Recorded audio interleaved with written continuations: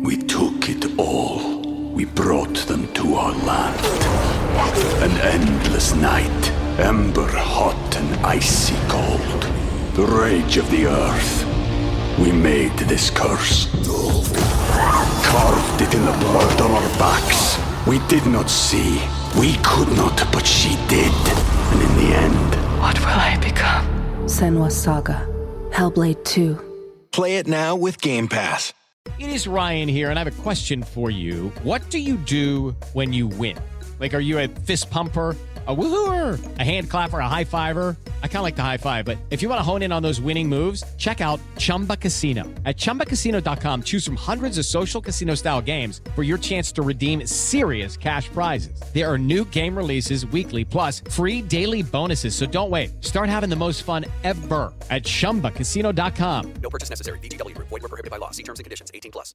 Hello, it is Ryan, and we could all use an extra bright spot in our day, couldn't we? Just to make up for things like sitting in traffic, doing the dishes, counting your steps, you know, all the mundane stuff. That is why I'm such a big fan of Chumba Casino. Chumba Casino has all your favorite social casino-style games that you can play for free anytime, anywhere with daily bonuses. That should brighten your day a little.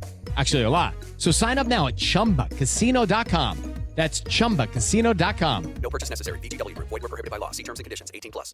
Hi, I'm Mary Franklin, a GB canoe slalom athlete. Yeah, I'm Joe Clark. I am the Olympic champion from Rio 2016. I'm Joe Fraser, Team GB gymnast. Hey, my name's Emma Wilson. I'm a windsurfer. I'm really happy to be selected for Team GB for Paris 2024. This is Anything But Footy, the Olympic and Paralympic podcast, covering the games all the time rather than once every 4 years. I'm John. And I'm Michael, and we are en route for Paris. And the first ever Paralympics in France is now less than 100 days away. Coming up, we're joined by a Paralympics GB legend and a new name as well for many on the athletics track this summer. Richard Whitehead, double Paralympic gold medalist. I always say, my name's Emmanuel Oyinbo-Coker. I'm a para sprinter in the T47 category.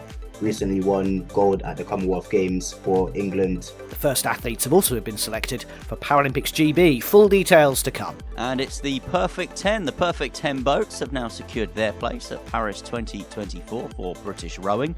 We are joined by the successful double sculls crew. Just massively relieved. I'm just completely in shock. I think a lot of people should be there excited. We're going to do a lot better than Tokyo. More Team GB places could be booked at the British Diving Championships this week. And in our other news from the Games, we round up the headlines, including athletics, swimming, canoe slalom, table tennis, BMX and shooting. Plus, we'll have some judo news too. Stay in touch with us and see what we're about anytime we're counting down. We're en route to Paris 2024. Anything But Footy on social media or through the website anythingbutfooty.com. Now, 100 days to the Paralympics to come. Stay with us for that. But first, British rowing will be sending the perfect 10, as Michael said, boats to Paris 2024. Becky Wilde in her first season with GB Rowing's senior team, and Mathilda Hodgkins, Tokyo 2020 Olympian and back from having her son Freddie, has secured a spot in the women's double sculls at the so-called last chance Olympic regatta in Lucerne. I mean, talk about laying it on the line. Becky told me after a disappointing Tokyo, watch out in Paris for British rowing. But first, we hear from Mathilda on a brilliant performance in the final in Switzerland. I'm just completely in shock. It's a bit hazy. We agreed before we were going to stick to our race plan, certainly for the first K. And then if it needs to be changed, it would. And I was just aware as we were going down that there seemed to be more boats behind us than either beside us or we were that dropped. And 7:50 to go, just a very clear thought came into my head of, do not mess this up. You've just got to get to the end now. I could see quite clearly that somehow we've plowed through the Swiss and the Germans. I don't know when that happened. I don't know how that happened. But I just had to make sure that when I was talking to Becky, I was keeping it really calm because she didn't obviously know this as much. She just knew that by my tone, we were probably comfortable.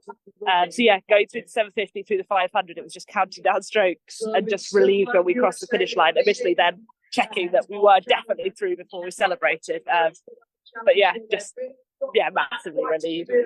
Because going into that final, Germany had been quicker, hadn't they? They'd won the other semi. They won the other semi, but on time we admittedly were faster. Admittedly, how reliable that is, we don't know.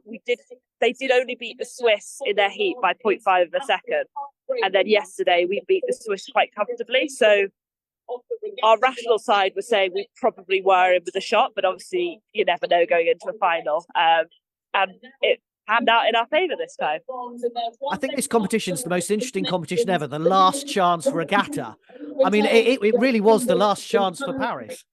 Yeah, it's a pretty horrible event to be part of. Hi, Becky, congratulations.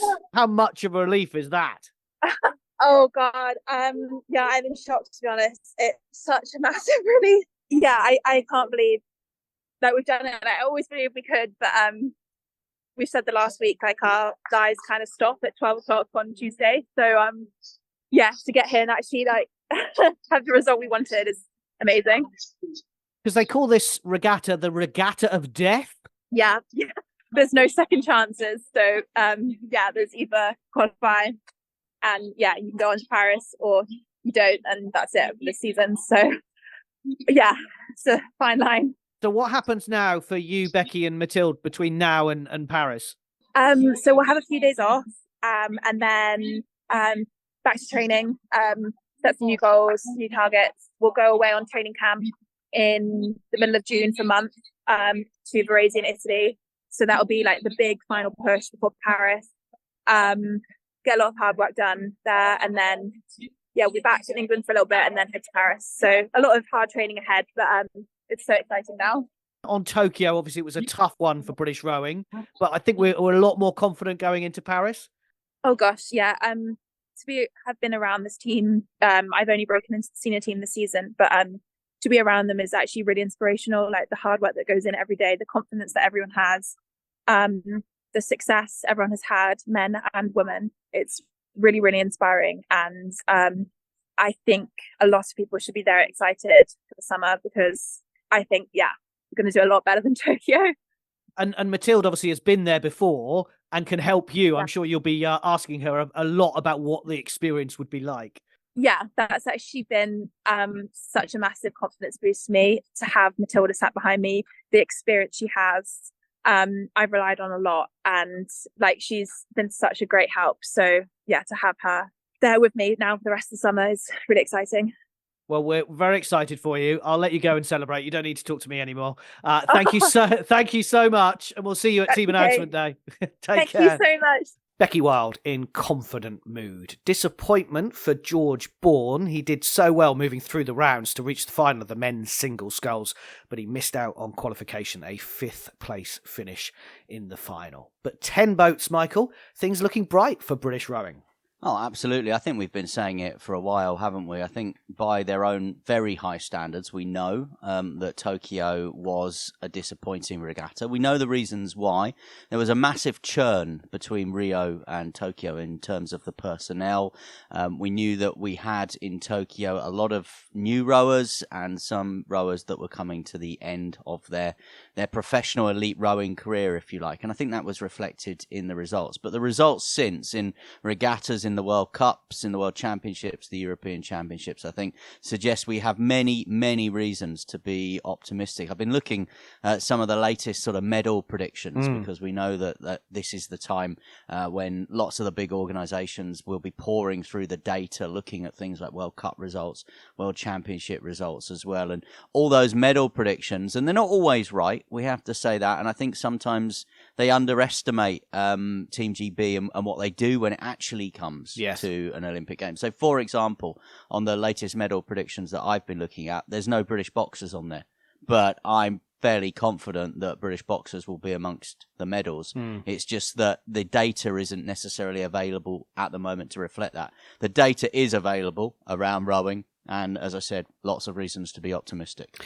And if it was all about data, then sport wouldn't exist because you'd know the answer and it would be dull, wouldn't it, really? That's what we love exactly about right. sport, is you can have some great performances. So well done to all at British Rowing. Great to catch up with Becky and Mathilda on the river bank. So 2 more names for Team GB, and we've got a packed schedule of team announcements to come in June, by the way. So stay with us for all the details. And of course, Talk Sport as well, the Olympics broadcaster for the very first time. Michael and I looking forward to covering that this summer with them.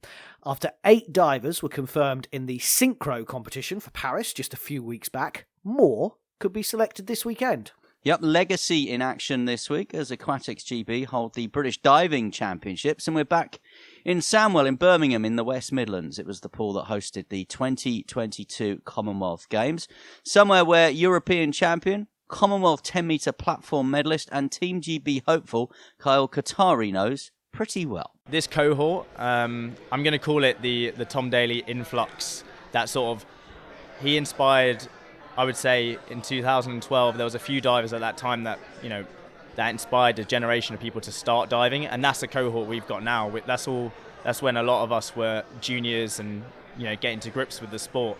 But it's also that thing of, We've had in the past really good talent testing programs. The one that used to run at Crystal Palace, which sadly doesn't exist anymore, the year that I got into diving, they tested 70,000 kids and they only chose 4. And 4 of them, I think 3 of them are now in the team. So it's one of those where it's programs like that are really fundamental to the success of the sport now. We've got really good at making sure that we can perform on the high level, but I think we need to remember that that's the important side of it, those grassroots finding that talent. And what about your journey to the Olympics? How do we know when you're going to get there? So we've got the Olympic trials, which will be in Sandwell this year. Obviously, going back to that pool that we competed at for the Commonwealth Games will be really special. I love that pool. I think what they did with how it looked for the games was amazing. And I'm super excited to compete in front of a full crowd, which I hope it is. I've invited everyone I know, basically. And I think coming top 2 there will basically secure my spot and put me in a really good position. I think that would be enough. And then once that's done, I can turn my focus to Paris, and where hopefully we'll be able to medal. That would be the goal. So it'll be a challenge just to get in the British team. I mean, you're world ranked 6th at the moment yourself, but yeah, we're in a weird position where you could be world ranked 6th, yet it's never certain. I mean, for example, there was the year where I was double European champion. I came 4th at a nationals, so I was actually ranked 4 in the UK, but I was ranked 1 in Europe. So that's kind of crazy. And luckily now, from the last World Champs, I was the highest ranked in the UK. So I'm in the perfect position to be able to qualify for this games. But the depth we have means that I can't really take my foot off the gas. I mean, it's a weird one to be constantly looking over your shoulder about the people you train with on a daily basis.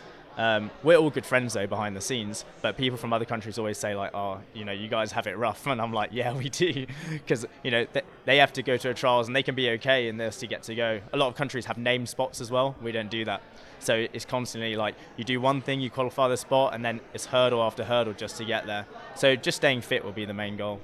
That's diver Kyle Qatari speaking to John. The men's 10-metre final, incidentally, Sunday afternoon, and there is some coverage. I think if you look online, we will, of course, have coverage across our socials for you as well from the British Diving Championship. So individual spots could be booked with victory this weekend. You know where to find us on all the platforms. 100 days to go to the Paralympics. That's our main headlines. In our other news from the Games, Hannah Cockcroft made it 15 world titles and 7 100-metre gold medals at the World Para-Athletics Championships in Japan. The 31-year-old, who joked it shows how old she is, that she's been around for so long, crushed the field in Kobe, winning by more than 10 metres. She's also in the 800 metres and relay action for British athletics as well. Well, and I watched a bit of that race, and I know you watched a bit of that race, and we both had exactly the same observation. In a 100 metres race, just how far ahead of the rest of the field that Hannah Cockcroft gets. I mean, absolutely immense, and showing literally no signs of slowing up at all. Elsewhere, Sabrina Fortune sealed her 3rd consecutive women's F20 shot put title, broke the world record twice as well, winning in the end with a staggering throw of 14.73 metres. Jonathan Broom-Edwards also got a hat-trick of world goals with the gold medal in the T64 high jump, whilst Holly Arnold made it a Super 6, winning the F46 javelin. Her best throw, 40.89 metres. And it's great, I think, that some of these names are now becoming very familiar to people. I think along with Hannah Cockcroft, and we are going to speak to a very familiar Paralympic name shortly, but again, Sabrina Fortune, Jonathan Broom-Edwards, Holly Arnold, names athletes that are coming back time and time again and winning medals and doing it. Two reigning British Paralympic champions, Maisie Summers-Newton and Tully Kearney, will try and retain their titles this summer in the pool, because 9 Paralympians are returning to the Games and 15 more will be making their debuts. Paralympics GB have confirmed their first athletes for Paris 2024, and they have named 26 swimmers. So it's a third Games for the likes of Rebecca Redfern and Stephen Clegg. Rio gold medalist Alice Tai, who've had on the podcast a couple of times in the last few months, she returns after missing Tokyo. Ellie Chalice, Louise Finnis, Grace Harvey, Susanna Hext, Lewis Lawler and Tony Shaw will be aiming to use their experience of 3 years ago in Tokyo for their second Games, while the likes of world champions William Ellard, Poppy Maskill and Faye Rogers are 3 of the new names of the 15 debutantes. You can check out our socials for the full list. I'm sorry we can't read out every single swimmer who's in the team, but check out our socials for the full list, and congratulations to all. Paralympics GB are on their way, en route to Paris. Now we have another qualifier for the Paris Olympics and Team GB. That is youngster Anna Hersey in the sport of table tennis.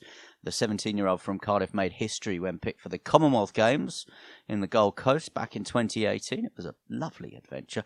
When she was just 11 years old, she qualified automatically through a qualification tournament. Had to play 7 matches in 2 days. Congratulations to her. Success in Slovenia for Paddle UK and the canoe slalom team at the European Championships. Rio Olympic champion Joe Clark won gold in the kayak cross. Tokyo silver medalist Mallory Franklin got a bronze in the women's K1. Adam Burgess finished 4th in the C1, the men's C1, and that's the same place he finished at the Olympics 3 years ago. He is one of my tips to get a medal, Michael, because as you were saying earlier about data and the like, I just think with those 4th places, he's so close to just getting that medal. Yep, absolutely agree. And good luck to Adam. We've obviously spoken to him on the podcast a few times over the past couple of years, and he likes what we do, and we like what he does as well. So he's definitely one. We'll be rooting for everybody, but he's definitely one that we'll be rooting for in Paris. And success is a good adjective for the weekend. This time it's shooting success. Tokyo medalist Matt Coward-Holly secured a Team GB quota place for Paris 2024, a medalist, of course, from Tokyo, whilst also winning the team trap silver with Nathan Hales and Aaron Heading at the European Championships. Now, Matt's quota spot comes through Olympic ranking, which means he'll represent Team GB again. But as we keep saying, and the same with Anna in the table tennis, until Team GB tell us that they're named, they're not officially named, even though they're going on our database, and we know that they are most likely going to the Games. Kieran Riley and Jude Jones finished 3rd and 4th in the first Olympic qualifiers BMX freestyle final in Shanghai that we were telling you about in the last episode. The top 6 after the second qualifier in Budapest next month automatically qualify for Paris 2024. So they combine the scores of both those qualifying series. In the women's freestyle, Charlotte Worthington and Sasha Pardew finished 12th and 11th in the final, respectively. And in a blow for British cycling, BMX Olympic champion Beth Shriver suffered a collarbone injury in the BMX Racing World Championships in the United States. She's now had surgery this week. She remains hopeful of a recovery ahead of Paris 2024. Regular listeners to the podcast will know I've given you 2 sports that I think are really worth following when we get to Paris for the Olympic Games, because I think there'll be fantastic British-French rivalry in both. One of them is triathlon, the other one is judo. And we say congratulations to Emma Reid, who's claimed a bronze medal at the Abu Dhabi World Championships. On the penultimate day of the event, she claimed a dramatic bronze medal for British judo to round off a remarkable last month for the 78k judoka.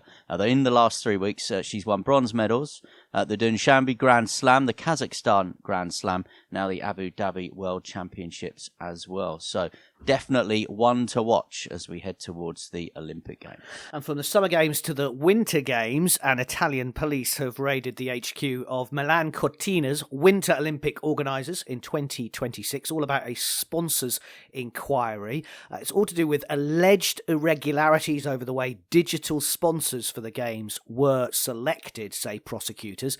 In a statement, they say no current manager or employee of the foundation is under investigation. And Milano Cortina, the organisers of the Winter Olympics in 2026, say they have given their full support and collaboration. But it does seem that this is a regular thing. It happened with Paris a few weeks and months ago as well. The Italian police and prosecutors just looking into a few decisions that were taking place there. This is Anything But Footy, the Olympic and Paralympic podcast. Stay with us. As we've been mentioning, we are looking ahead with a legend to the Paris Paralympics in 100 days' time. We took it all. We brought them to our land. An endless night, ember hot and icy cold. The rage of the earth. We made this curse. Carved it in the blood on our backs. We did not see. We could not, but she did. And in the end... What will I become? Senua's Saga.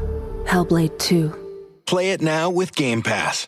This is Anything But Footy, en route to Paris 2024. And it is just 100 days to go to the Paralympics. The first time Paris and France have hosted them.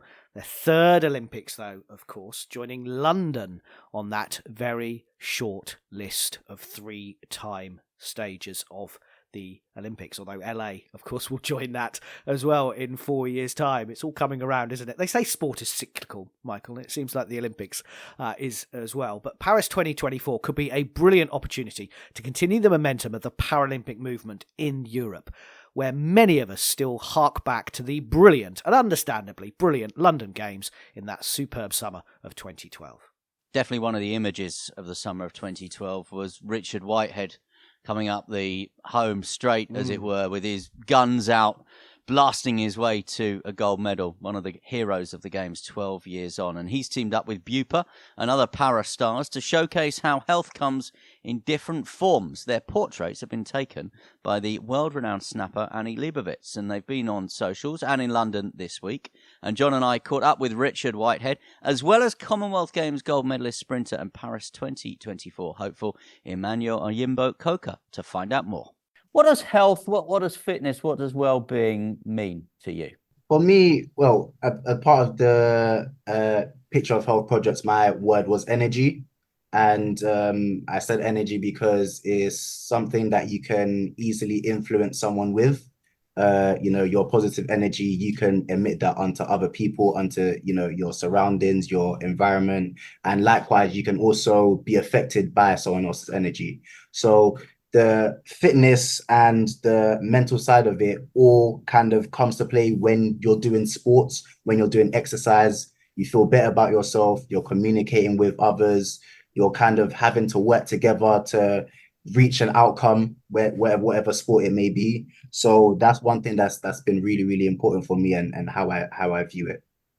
And Richard, how important has sport been to you and what it's brought you in your life? Yeah, massive part of my life, whether it's within employment, within the teaching kind of aspect that I've come through, or whether it's actually the participation of being to four Paralympic Games, obviously 4 Paralympic medals, but also the opportunity to educate and liberate other young people the importance of sport and the power of sport, and that sport is for everybody, whatever age, ability, disability, minority group you're from. There's always an opportunity to participate or be supporting the infrastructure of sport. It's given me so many highs, travel the world and seeing the world through a different lens, and also changing the landscape of people's perceptions of what can be done, even if you've got those barriers and obstacles that sometimes disability puts in front of you. But we, myself and Emmanuel, see it as a real resource, having a disability, because you're able to reflect on the challenge of having a disability and educate those around you, that is actually a positive. So, Richard, tell us about Picture of Health and obviously the involvement of Annie Leibovitz as well. A lot of people will know that name. So what actually has happened? Yeah, so myself, Emmanuel, for the international athletes, were lucky enough to have the opportunity to have some time with Annie, world-renowned, phenomenal within her art. And we're all very creative on what we do, and to be able to have an insight on what she does and how she puts together the framework of the creative aspect of pictures, and to be part of her kind of catalogue of famous pictures, the likes that she's done with lots of John Lennon and Lionel Messi and Cristiano Ronaldo, is something that I'm sure myself and Emmanuel will be proud of for generations to come, because it's a really powerful image that really portrays us in the greater light. And then to have a stakeholder such as Bupa behind us really gives us the opportunity to have that internal and external support for Emmanuel going into the games, and myself obviously with my marathon success over the last 20 years, and obviously my forthcoming marathon success hopefully in Chicago in October. It is 100 days to go now, less than 100 days to go to the Paralympics. Emmanuel, you mentioned about winning in Birmingham in front of a full house. How much are you looking forward to Paris 2024?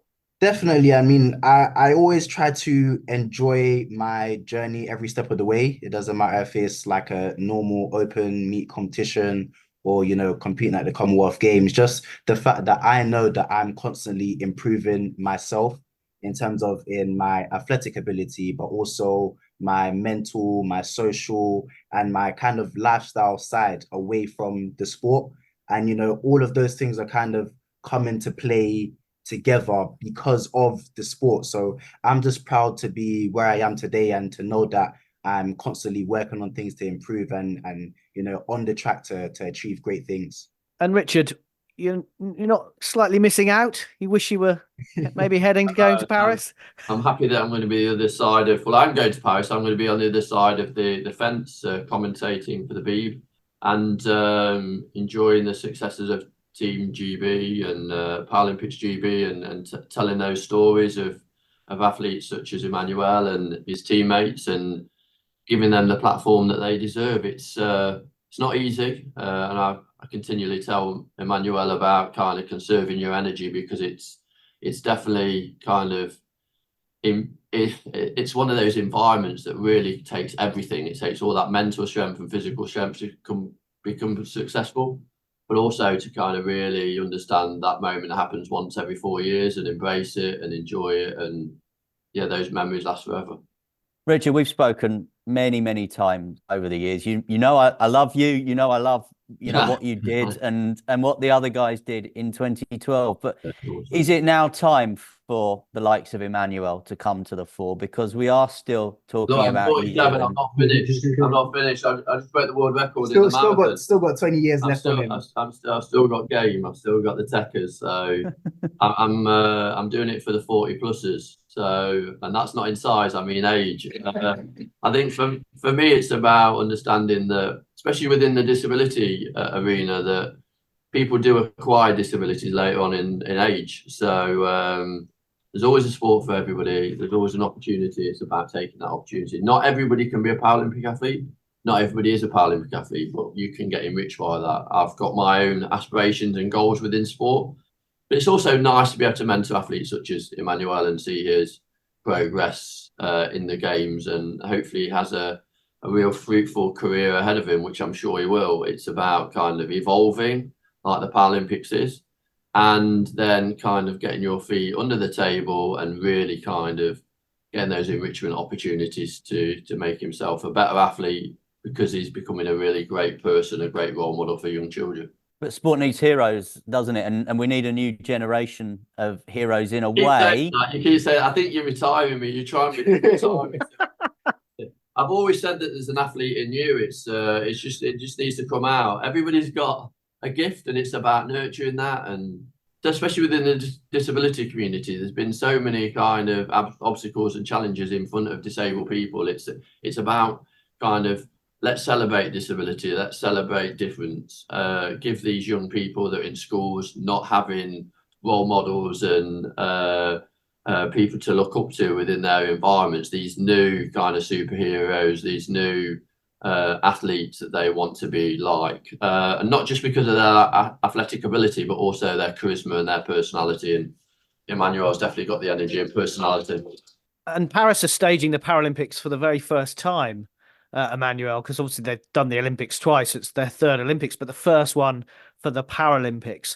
And that comes pressure, because I remember talking to the IOC president, Thomas Bach, about this and sort of saying, is Paris going to blow London out of the water? And he was like, no, you never compare games. How do you think Paris will stage it? I think it's going to be an amazing games, because I remember watching the 2012, and prior to that date, I didn't know anything or have any exposure about Paralympics or parasport. So, it's always difficult to compare games, because the world is always evolving, the world is always changing. So the best thing is that it's getting in a better place. The Paralympics is in a better position. There's more athletes. It's more competitive. I remember right at the 2012 games in my classification, you could win a bronze medal without even running under 11 seconds. Now, if you don't run under 11 seconds, you're not even making that final.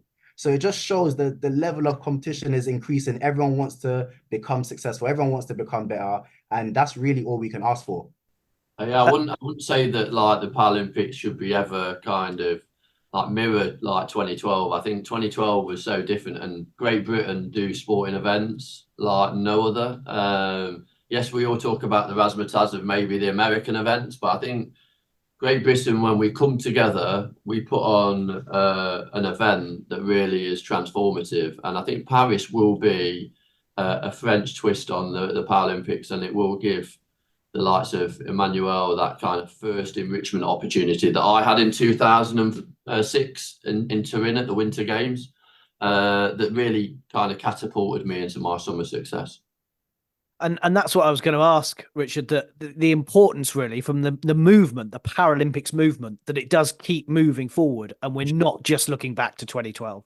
For sure, but also we need to put into perspective that at the moment the Paralympic movement needs to still be more inclusive, because there is still lots of abilities and disabilities that aren't represented within the Paralympic movement.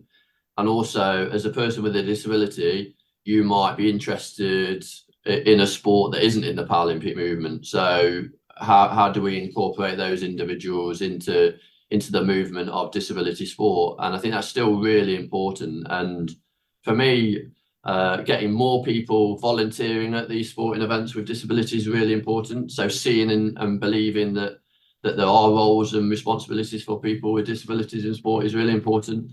But also that aspirational aspect of sport as well, and not just in the Paralympic sports. Paralympics is great, but that's once every 4 years. What do we do in the other 3 years is as important. Well, we thank you both for your time. Emmanuel, we're really looking forward to following your progress in Paris in the summer. Richard, certainly I would never dream of trying to retire you. And I promise that we'll be speaking to each other at the finish line of the London Marathon in another 20 years. You, me, and David Weir. Running trainers like delivered on your desk, so I want to see you running the London Marathon at some point. You keep saying this to me, and I keep pushing back on it. Thanks, guys. Cheers. Thank you very much. Cheers as always. Thank you. That's Paralympic champion Richard Whitehead. I promise you, I'm not trying to retire you, Rich. I'm just saying that we do need some new and fresh stars in British Paralympic sport, as well as the legends like Richard and the others. Also, we heard there from Emmanuel Oyinbo-Coker, 22 years of age, very mature sounding sprinter from East London. It was great to meet and chat, hoping to get selected, of course, for his first games by Paralympics GB. And of course, we know that Great Britain, the British fans have gone and flocked to Paris for the Olympic Games in their thousands, the second most or highest nation, I think, behind the French to buy tickets for the Olympics. Tickets are on sale for the Paralympics. It's probably slightly harder for families maybe to go out this year because, of course, the school holidays. The Paralympics starts on August the 28th, so right at the end of the school holidays. But they are tickets available, and they're from €15 for like events in the Stade de France, the athletics, and all the other sports. It is worth checking out if you want to go and see some world-class sport across the channel. Then the tickets are on sale for the Paralympics, and as I say, the first time that France have staged it. And I think, Michael, we joked about it, but it is important, and it is important that we move on from 2012. And we've spoken to Craig Spence about it from the IPC, that really the rest of the world looks at London but doesn't kind of think it was the pinnacle. And I think what we'd like to see from our perspective is Paris kind of kick it on a little bit. Yeah, absolutely right. And I think when you talk about tickets, I think what will happen is a lot of people will get very invested in the Olympic Games, exactly like we saw back in 2012, and will want a piece of the action. And I think there will be a rush then to try and get tickets lined up and travel and accommodation for the Paralympics. I think there will be a late rush for that, because I think people will see the venues, see the staging at the Olympic Games and think, do you know what, that's not that far away. We can get out there before the children go back to school or whatever, and we'll try and get those tickets. And I think we need a Games, don't we, that takes what London did and just moves it on again. And I know we've discussed, haven't we, that you shouldn't compare Games. Yes. And, lots of people still maintain that London was the best Olympic Games that we've had so far. I think that there's a strong argument for that. Sydney, everyone says, was fantastic. I'm not sure Rio eclipsed Sydney or London. We know that Tokyo didn't have that opportunity. I'm sure it would if it hadn't been a COVID time. It hadn't been a behind closed doors Games. It would have been fantastic. Paris has that opportunity now with the way that they are looking to stage the Olympics, the plans that we've seen, and then subsequently the Paralympics as well. There's been stories this week, about accessibility in Paris. The Paris Metro is not coming up in very well in terms of some of the news stories this week about accessibility as well. But I really do think that Paris and the Paralympic movement need a good couple of weeks. And I think to bring a good couple of weeks, we need to look at the way that the events are staged. We need to look at the organisation around the Games, because sometimes that hasn't been the best. Certainly wasn't in Atlanta, certainly wasn't in Rio. And we need to see crowds in there. And then, of course, we then need to see athletic performances. And that is what people will get excited about when it comes to the actual event. And I think to say as well, the French have been criticised for some of the sporting events that they put on in the last few years. The Rugby World Cup, I think, had a few issues. Obviously, the Champions League final a few years ago in Paris was not hugely successful with getting people in and tickets, and obviously different types of crowds. But I think it's important for them as well to, as you say, to stage those events. And my final thought on this is, we say how much a game changer London 2012 was for the Paralympic movement. And I thought what Richard Whitehead said was interesting, where he said that it's not just about the Paralympics from a disabled person's point of view. You want to be able to play as many sports as possible, not just the ones that the Paralympics pick, which I think is a really good point, that we kind of pigeonhole it effectively and say, well, or the Paralympic sports are the Paralympic sports, but that's not necessarily the case. And also, if you follow our friend of the podcast, Dame Tanny Gray-Thompson, on social media, you'll also know that the transport in London, although it's come a long way, 12 years on from London 2012, there are still huge issues for people getting around who are not able-bodied. Yep, absolutely right. We look forward to the Paralympics and look forward to bringing you more news of more Paralympics GB selections as they make some of their team announcements in the coming weeks as well. Yeah, look forward to that. Check out our socials for all the latest headlines, news from the Games, all our interviews. We'll keep you bang up to date on social media. Anything but footy, you can track us down. You can check out our latest blogs. Michael's got a brand new one out this week about who is going to carry the Union flag at the opening ceremony out on the River Seine. So if you want to know who that is going to be, according to Michael, that's his top tip, you can check out our blog at anythingbutfooty.com. There's also the sporting calendar because there's loads going on. We've got our Spotify Olympics music playlist as well. I think we've added some tracks to that as well this week. If you've got any ideas yourself, just get in touch with us on social media. I've got one. Have you got another one, have you? I've got another one, yeah. I'll send it to you. Okay, fine. I'll put it on. And stay with us. We are en route to Paris 2024 Olympics and Paralympic Games.